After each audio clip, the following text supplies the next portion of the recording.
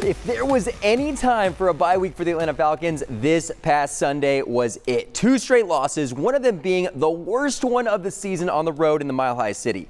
Time to wipe the slate clean and move on back to Mercedes-Benz Stadium. That slate will be cleared for a team playing right now. It has been years since clean, old-fashioned hate has been a rivalry that's lived up to the billing. A Black Friday matchup under the lights at Sanford Stadium, however, lived up to any fan's expectations and then some. Yeah, Justin, a tough game overall for this team. You guys have touched on all of that. Offensively, defensively, you guys just said this team still not able to get to Derek Carr, but also special teams. You guys mentioned it in the last block. Younghoe Koo goes 1 for 4 with 3 misses. That's the most he's ever had against a single team his entire career. He missed from under 40 yards. That's the first time that's ever happened in his career since 2020. A very uncharacteristic day from a guy who is usually money for these Atlanta Falcons. One thing is for certain with Georgia head coach Kirby Smart, he prides himself on preparation. This Saturday will require the utmost of that, facing off against the best team in college football in their own house. That's the Texas Longhorns. So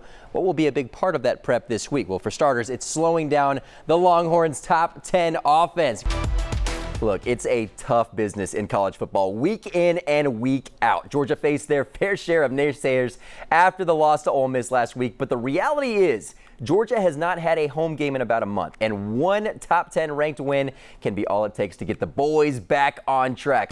Justin, they call it special teams for a reason, and today that unit proved why they are just that, scoring the very first points of this game off the muffed punt, the defense getting a touchdown as well, and then special teams scoring the rest, courtesy of Younghoe Koo.